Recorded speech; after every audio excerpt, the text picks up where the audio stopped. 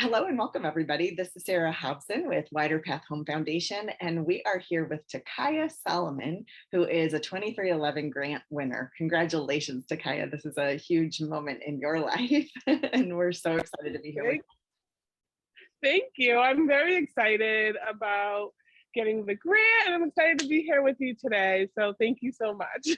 So thanks for taking time to share your story with us so that we can learn more about what homeownership means for you and your process towards working to homeownership. And I know that you're still looking for a home and would just love to hear a little bit about what are your goals for the home that you want to find and what has been your process so far in starting to work towards your goals.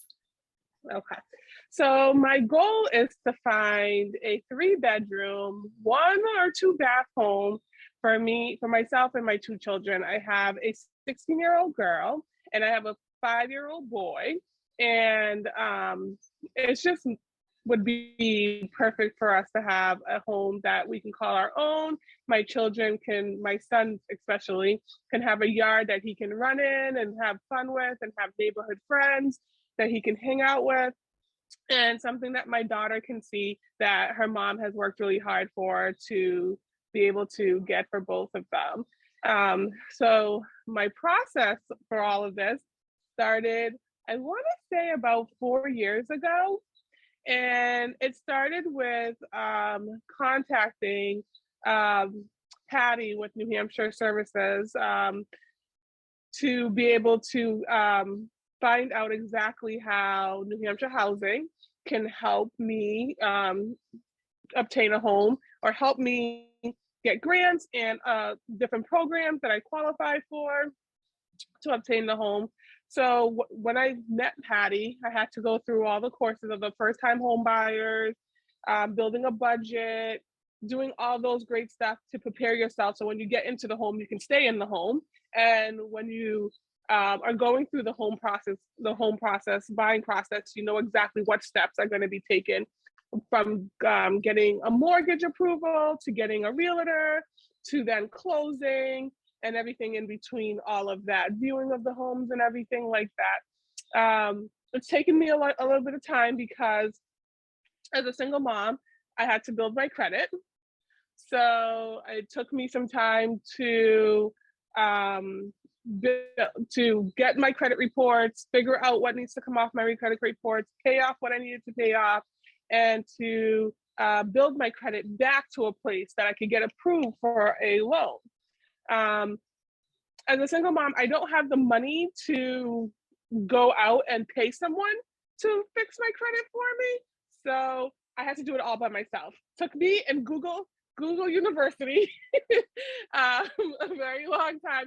So like I Googled a lot of things, researched a lot of things, figured out what is can be on my credit report, what can fall off my credit report, accuracy of bylaws and different things that can be taken off, asked for removal off my credit report, addresses, phone numbers, social security numbers, all those things that are incorrect on so many people's credit report that we don't know about.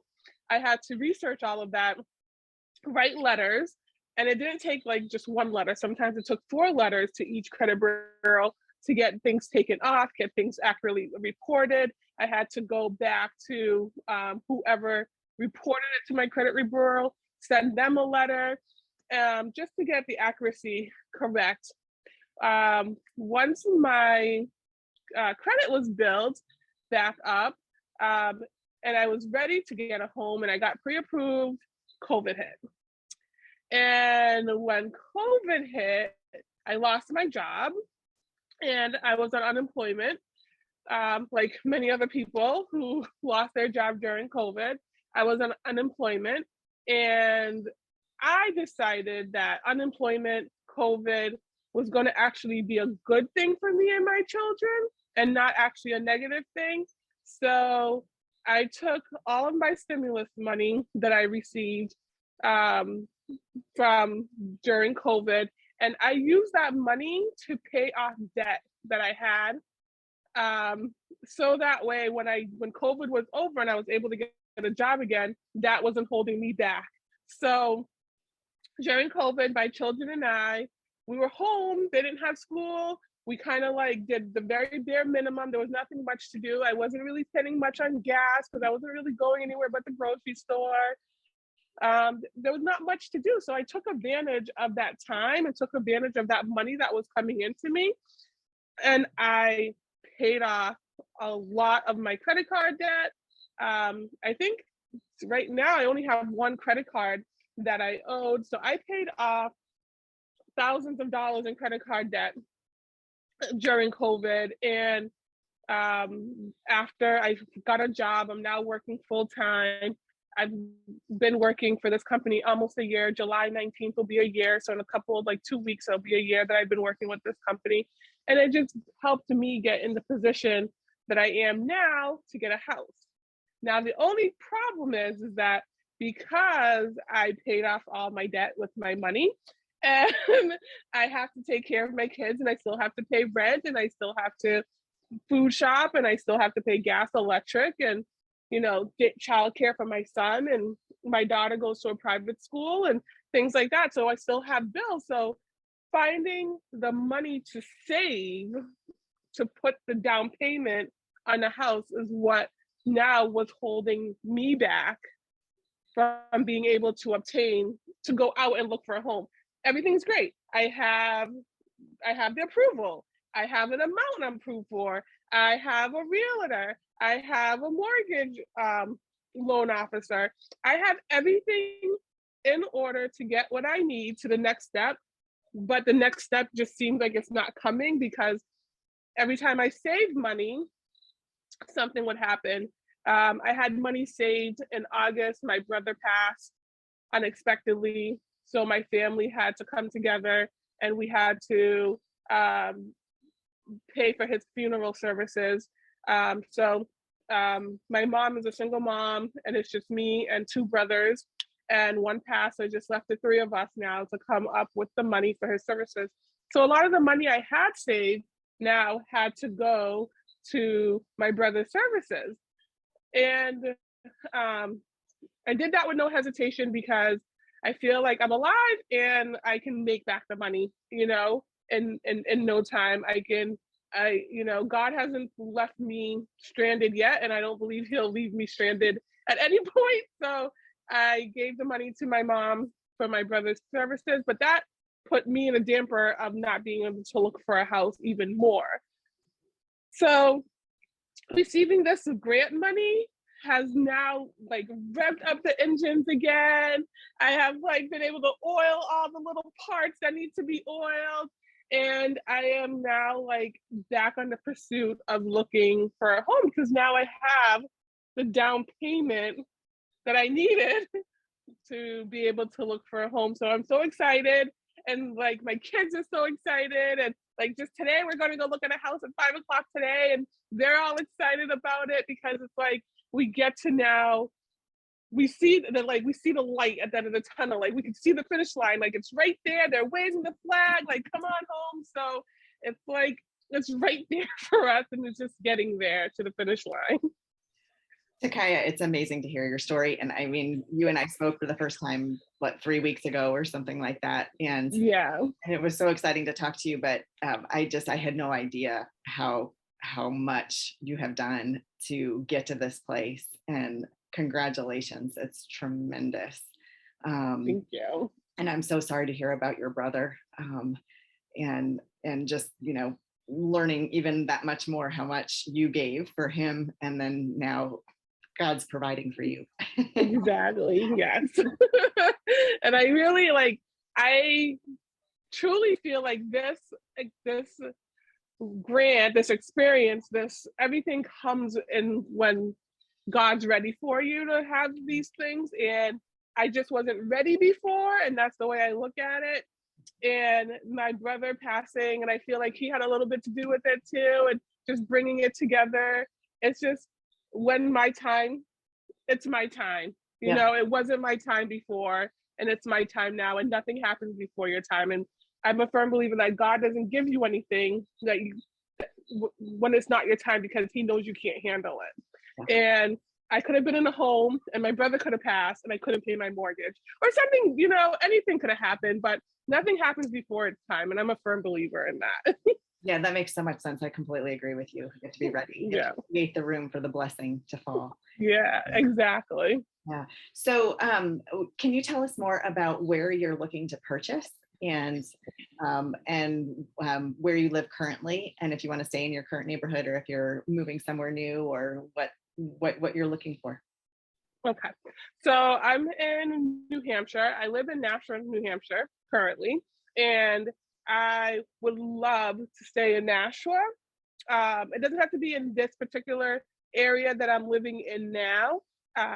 It could be anywhere in Nashua. I'm open, but I'm also open to other towns with all the way to about Manchester, which is about 20 minutes from here. And there's about, five or six towns in either direction, west, east, and north, that I am also looking into. Um, Nashua has become very expensive to find a home because we are Nashua and Mass. We're in the Mass New Hampshire border there. So a lot of the Massachusetts people are coming over to New Hampshire and buying homes because we are, live free or die, no taxes, no state taxes. If you live here and you work from home permanently, you don't have to pay state taxes in Massachusetts and different things like that. So they're coming over, which is driving up the property in Nashua. And it's also the second problem in Nashua is that there's not enough housing or to house the people that live here. So not enough things are going on the market fast enough, or if they do go on the market, they're like going crazy. Like people are just paying outrageous amount of money for the homes today. I don't know if anyone else is experiencing that in the world, but I can see here in Nashua that something will go on the market, people are buying them uninspected. They're waiving the inspections. Sometimes they're putting offers in sight unseen just because there's no houses on the market, and everyone wants to also move to New Hampshire. So they're buying their home sight unseen. They're waiving their inspections.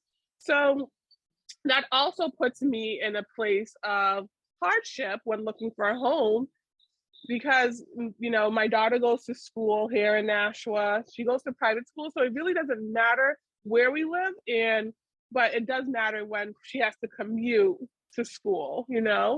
I have a son who will be starting kindergarten, in September, and Nashua has all-day kindergarten, and that is important for a single mom who works full-time. Some other towns and cities don't have all-day kindergarten. They only have part-time kindergarten. So then I have to pay for childcare for that rest of the day while I'm working and he's out of school.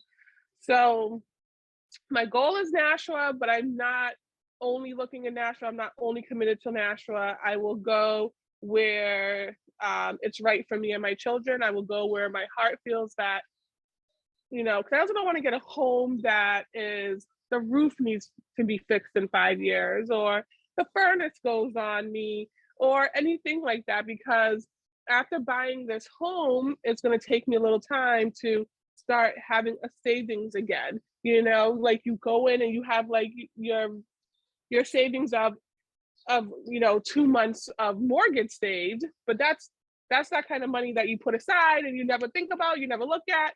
So things that can go wrong in the home, you also have to have savings for that as well. So I don't have that the leeway that a lot of other people have with putting down $30,000, putting down an extra $15,000 on top of the asking price, or to offer that much money and bring that much money to the table. So yeah, that's my goal. My goal is Nashua, but wherever the wind blows me with the perfect house is where we will go. Oh, that's so wonderful to hear. And in terms of your career path, can you tell us a little bit about what your career path has been and how that has shaped your thinking about homeownership? Yes. So I've lived in Nashua basically all my life. I am from the Caribbean. I'm from St. Croix. I was born in St. Thomas, grew up in St. Croix. My mother and my father are both from St. Croix. So I technically, because St. Croix is a U.S. island, I'm an American. My parents were both not Americans. They're both from St. Kitts. So originally, my parents were from St. Kitts. They migrated to St. Croix. My mom got her citizenship when I was about 13, but I was born in St. Croix, and I was always a citizenship. But I was born and raised there. So I always tell my children they're like the real first generation Americans because they were born here in America. And they came here. When I came here, I went to school here, went through high school here. I worked here at the local hospitals for about 13 years. I worked at one of the local hospitals here. I was an office coordinator for a neuropsych department. And I was laid off due to them shutting down the office there. But while I was there, I became really good friends with one of the neuropsych therapists there, and he always would tell me, he's like, "What are you doing? What are you doing? You need to get a house. You need to get a house." He like kind of like mentored me. He's like, "You need to get health insurance. You need to get this type of insurance. You need to get a house. What are you doing? You need to have some type of property or some type of something to leave your because I only had my daughter at the time, but you need to leave your daughter something. You can't just not have nothing." And he's the one that kind of sparked my interest. And you know what? I do need to get a home. I do need to figure out what I'm doing. After that closed, I got another job, and that's when I started really. And I was a administrative assistant for a program that was called. It was the IDN program, and this program really is what really had me start looking into grants, New Hampshire housing, and different things like that. Because what this program was, it was New Hampshire got a grant for, and I don't remember the number, but it was millions of dollars. And it was split up into different IDNs. New Hampshire was all split up, and each IDN got so much money. And each IDN was able to get enough money to do all these different things in the community.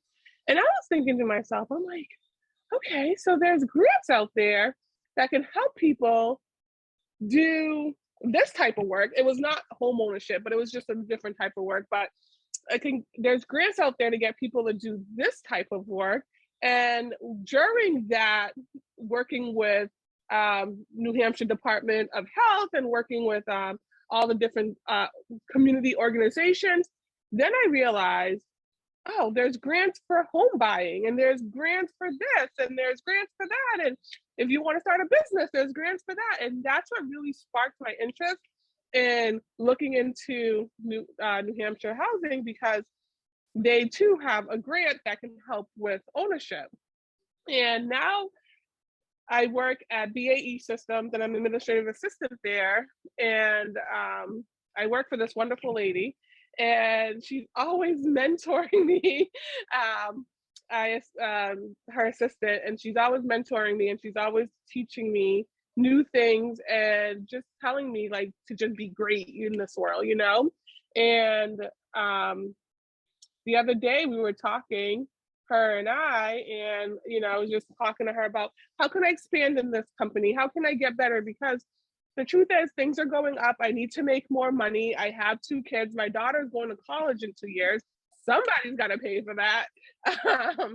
So, that's when she was just like, you should go back to school, get your degree, and you should really look into different things like that. So like this home ownership thing is only one part of my future rainbow of life of where I'm going. This is a big part for me and my children, but there's just so much more that I want, but I have to get this done first before I can do anything else. It's an incredible story. What is IDM, by the way? Was that? So it's the integrated, oh my goodness, now I can't remember. I haven't worked there in 3 years. Integrated division. It's going to come to me. Come back to me about that question. Is it in the medical world, in the health world? It is in the health world. Yeah. Uh-huh. So it's grants or programs to get health services or to get health services. So what it did was took what they were trying to do is trying to look at people as a whole. Instead of you going to your primary care doctor and he only looked at your physical and these things are wrong with you, and then you going to a psychologist or a therapist and then they're only looking at your mental health issues, and then they would know there was no connect. We didn't know if these people were homeless. We didn't know if these people or anything else going on with them, if they were hungry, were they going to shelters. There was no connect with, you know, people moving from one appointment to another to another to another. So what they did is they had this grant money to bring it all together so people they can be a whole. So they worked with doctors' offices, they worked with mental health facilities, they worked with like we were in Nashua, the IDN was in Nashua, and we worked with Nashua Housing, we worked with disability, we worked with drug and alcohol people, and we started to bring them together. So that way, when they had a patient in all these different aspects, they were coming to the table together and they were looking at the patient as a whole so that their treatment was actually like a full circle instead of being zigzag and going every direction. So people were actually getting the care that they need as a whole and not getting left behind in some part of their care. So that's so exciting because at Wider Path, we're really excited to support community development corporations and others in the community development world who are doing that holistic approach. So it's exciting to hear about it in the health field and that you're already a part of that in the health field. And then, you know, we're thinking about in the housing sector, you know, how to bring together the housing sector, realtors, title companies, everybody to support the work of education and wealth building clubs and everything that we can do to make sure that people have the information. You've been so diligent in pursuing that information on your own and using Google. I am curious if you have worked with a housing counselor. It sounds like Patty was somebody you met up with at New Hampshire Housing. What if you could tell us what that experience was like and what kind of resources you accessed through New Hampshire Housing and what you might recommend to people in terms of who they might work with and sort of that holistic approach in the community development world. Yeah. So I worked with Patty. She's part of New Hampshire Housing. And what she did for me is there's like, I forget what it's called exactly, but it's kind of like classes that you can take online. So you do them at your own pace, you do them at your own time. There's no set time, day that it has to be completed, that you have to get it done. You can do it whatever you want. I'm sorry, I just got to sign into this. My work computer as well. So you didn't have anything. And then they have like courses that told you from step to step on how to buy a home, how to obtain a home. What does credit mean? Because a lot of people don't know what credit means and what your credit score means. What part of what means this to your credit score? What part of that means what to your credit score? Because you have a number for a credit score, but what does that mean? Like no one really knows what that credit score really truly means. So that was part of it. I learned a lot from that, is actually being like, oh, this is what my credit score is. And this is what how I fixed my credit score. And that's how I figured out through Patty's course what my credit really was. So I obtained a ton of information from Patty. I also did a 1-day class with them that you went in for it was like a half a day class, and they brought realtors in, they brought someone who does inspections on the home. They brought in a loan officer, and they taught you on how to your wants and your needs, because everybody wants this perfect house, right? So, they did this really cool example that you had to pick. They gave you 4 little gems or whatever, and you have to put it on different things that you want and you need, and then you're realizing, oh, you only get 4 options. Okay, so I can't have this. Okay, but this is really important to me. So you learn how to look for a home for you that you really need, what the things that you need in your home to make you comfortable, not the wants. Of course, I would love a pool in my backyard. Is it a need? No, it's a want. You know what I mean? A need is I need 3 bedrooms. That's a need for me. a need is that I need a backyard because I have a very rambunctious little boy. Those are my needs, and those are the things that you learn going through those courses of things you want in your home and things you need in your home. And um, the course I thought was really cool because the in-person course was really cool because you got to meet other people who are going through exactly what you're going through at that moment, and they get to ask questions that you would never think to ask of. Like, I never knew there was special loans for people who lived in more town areas, more rural areas. There's a special loan that you can get for living in those towns. Who knew that? I never knew that. There's a loan you can get if you're buying like a fixer-upper. There's a special loan for that. Who knew that? I never knew that.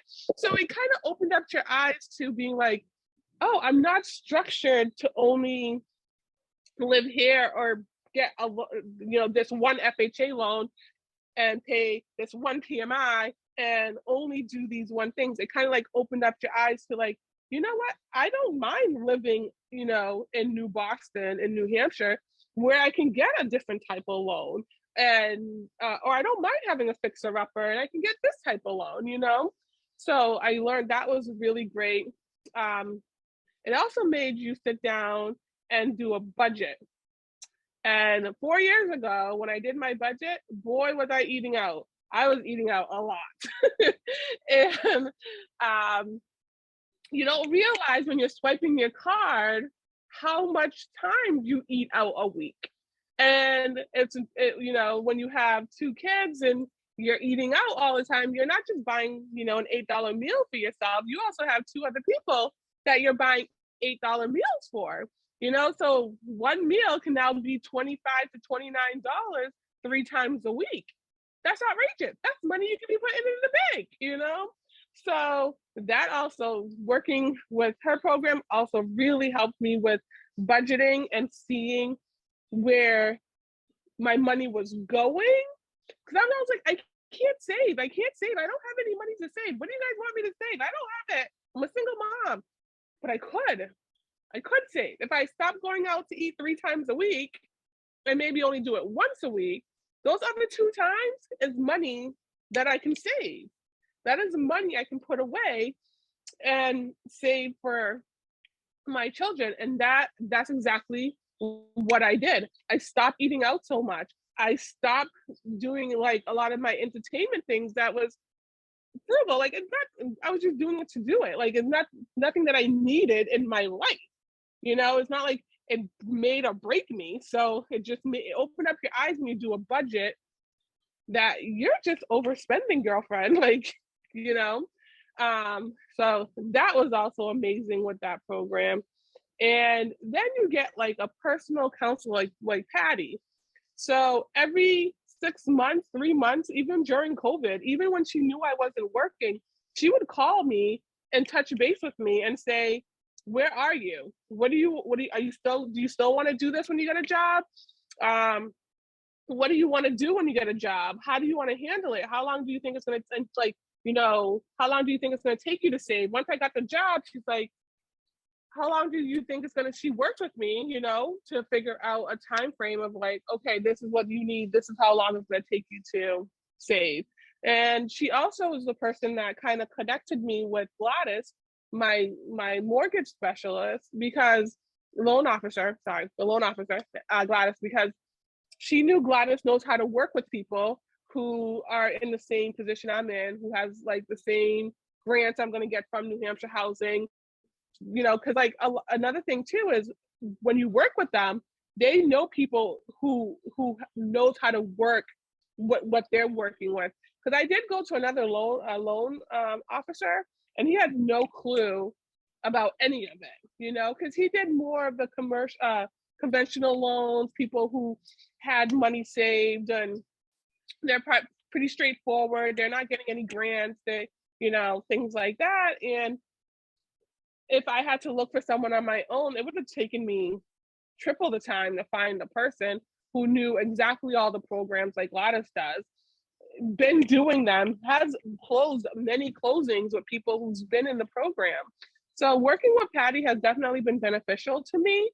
And anyone who is just, even if you're thinking about first time home buying, still reach out to someone in your community, in I for New Hampshire, it's New Hampshire housing, but in your housing community, they have people that are on payroll that is exactly to help you figure out what to get to the next step. You don't have to figure it out on your own. Like I didn't have to figure out everything on my own. I used Google University for a lot of it, but I had Patty as a backup for a lot of it as well. And she's super responsive. You send her an email or a message, and I was getting a response back, that day or next day. So it's great to have someone in your corner that you can ask questions to who's knowledgeable and knows how to get you to other knowledgeable people. It's an incredible story. I have one more question for you, which is basically, Okay. and everything you're saying about, you want to work with housing professionals who are going to champion you and who are plugged into the resources in communities, down payment assistance, grant programs, who know how to work with first-time home buyers, who are developing a long-term relationship with first-time home buyers. That's what we do at Embrace Home Loans. That's who's sponsoring the 2311 team, or the 2311 team is sponsoring our foundation, Wider Path Home. So just know you're in good hands with Embrace Home Loan officers as well. But it is so key to find loan officers like that. And if you could just tell us your mindset before you went down the path of homeownership, what were some of the ways that you thought about homeownership? Did you see yourself as a homeowner? Did you think it was possible for you? Were you ready always from the beginning? Did you always see yourself as a homeowner, or was that something that evolved over time? And then as you've been accessing these different resources and these different mentors in your life, how has your mindset shifted or changed, or helped you see possibilities? Yeah.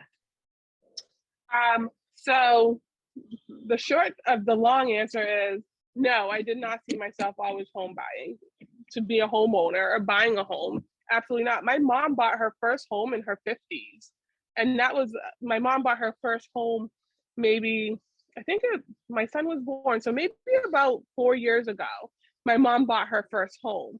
And not until then I was like, oh, I need to figure out what I'm gonna do. I can't rent forever.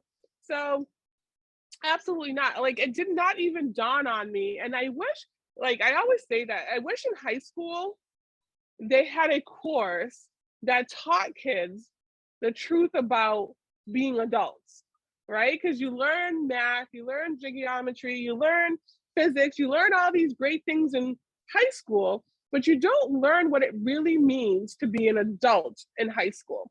So for the kids who don't go, even kids who go on to college, but then kids who don't go on to college, or don't have parents, or don't have the ladder that other kids have an opportunity to know about home buying or live in a home their whole life, and their parents have already bought a home, we have no clue. My mom is from St. Kitts. She grew up in St. Croix.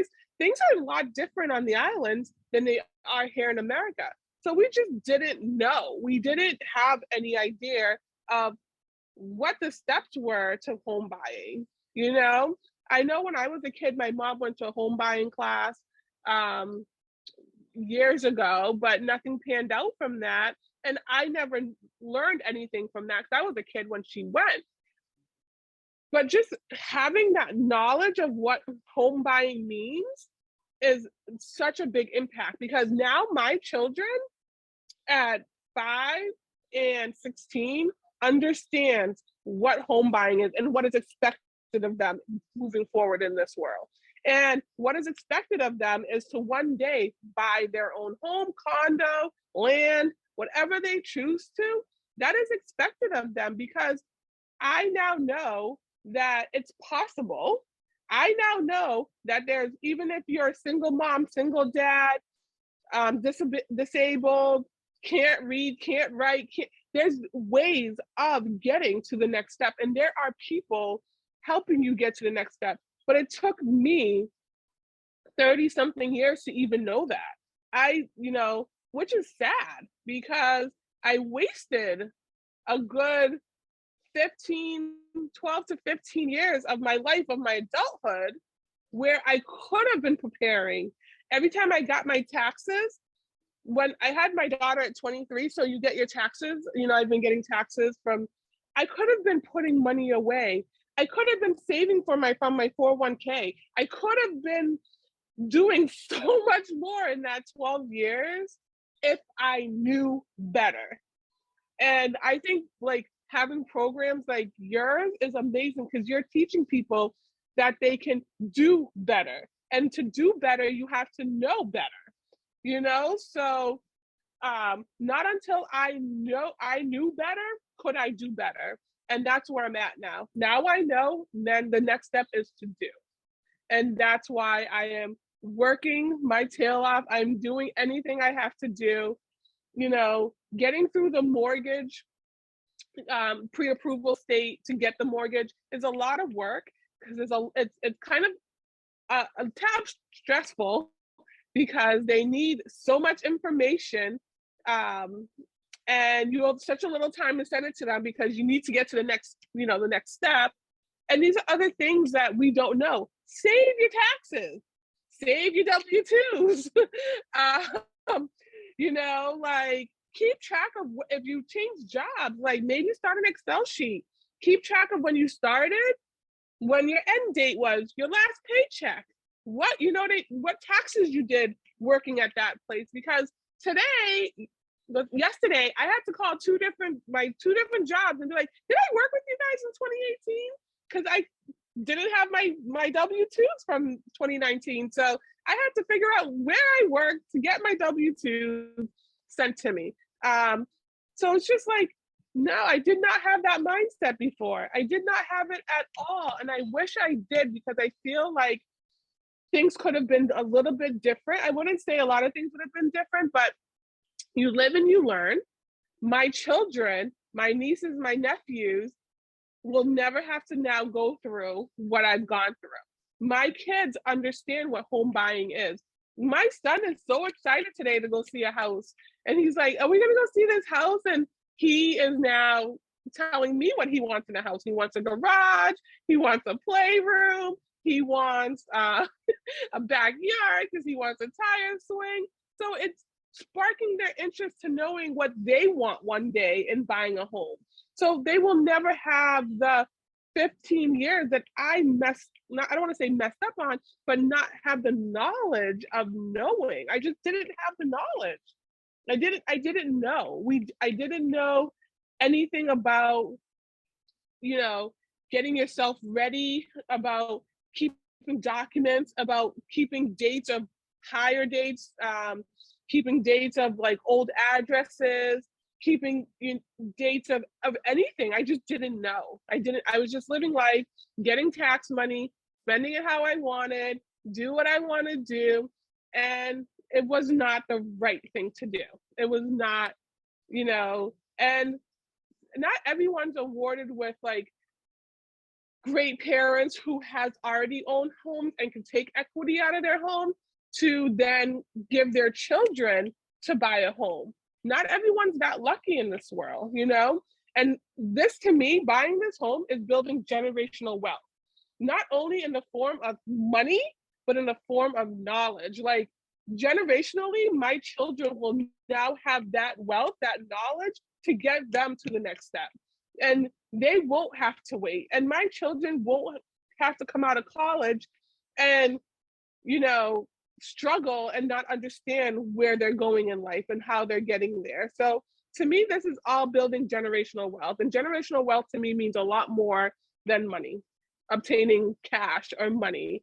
It's about knowing what it means to get to the next level and how to get there. It's about knowing what your credit really means. It's about knowing how credit cards are fun because you have a credit card with a $5,000 limit and we can go shopping and we can do all the fun things. But with credit cards comes interest rates, comes payback. And if your interest rate is super high, it's going to take you forever to pay back a $20 coffee or a $20 meal. It's just, all of that is generational wealth to me. It's about knowing these things that I didn't know that now my children will know. It's an incredible testimony to the power of knowledge and the power of education and the power of the collective in helping provide that education to you, and the role that community development corporations play in that Mhm. process. Just like you talked about in the health world, how there's that holistic system that you've tapped into, a holistic set of resources through housing counselors and housing counselor agencies. Absolutely. So I'm just so incredibly proud of you. I'm so incredibly grateful to you for your story. It will educate so many people on the process. And now I understand so much more about your tears and what a grant means to you and how it changes Yeah. everything. And how much you have put into the effort of getting into a home, and how much that's going to change everything for your kids and for everybody around them, for them and their kids and their children. So we're talking about changing communities too, and really Yeah. investing in Yes. communities every time a home buyer has access to the capital they need, the education they need. We're talking Yes. about Mhm. rebuilding communities that have been systematically dismantled and destabilized through so much of the systemic racism that we see in our society, especially in the housing world. Mhm. And this is what Exactly. housing organizations are doing, and this is what all of us can do together. And so thank you for orienting us towards that too, that piece of how much rebuilding happens every time a home is purchased and every time Yes. a family lands in a home. Mhm. So It's I want to thank you and your team and everyone that you're working with, and I know there's probably a lot of people behind the scenes working and things like that, and it's just like when I spoke to you for the first time and I just started crying, it's because it's like, as a single mother, as a Black person in the community, as a person who don't have the same opportunities as my counterpart who is, white have, it's very hard for me.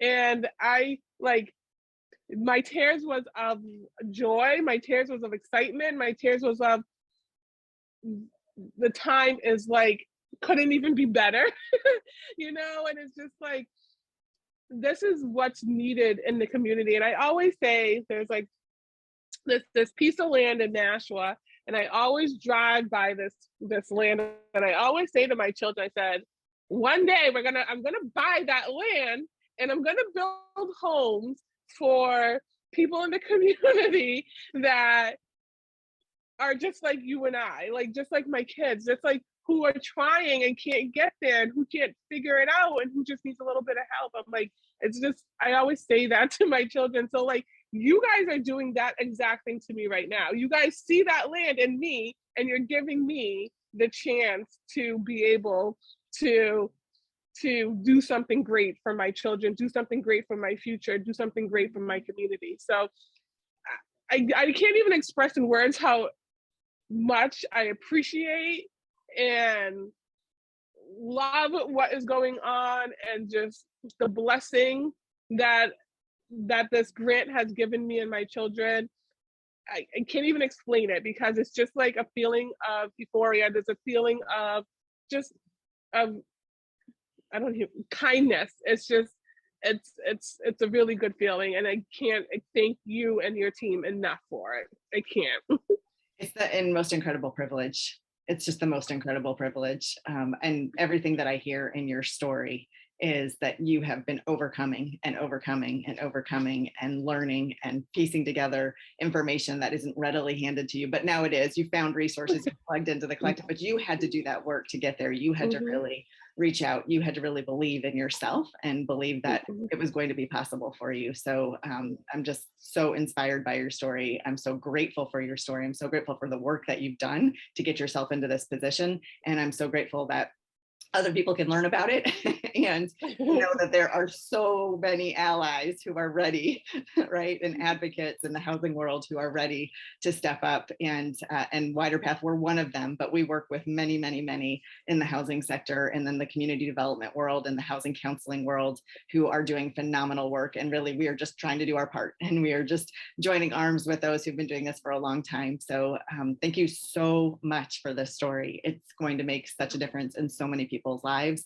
And thank you for your diligence and your perseverance, no matter what the obstacle, to believe that you could get there. And I want to come back around as soon as you found your home and you're in, and let's circle back around and just have that moment of Absolutely. celebration, because I'm on your team for life. I'm just so excited.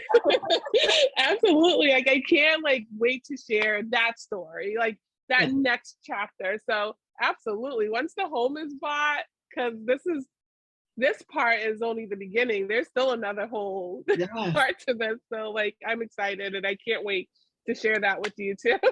Yes, yes. We want to know about the realtor. We want to know about your champions. We want to know about the process and your son and your daughter Exactly. and how they've shaped the home buyer process and all of that and what they've learned. Yeah, yeah.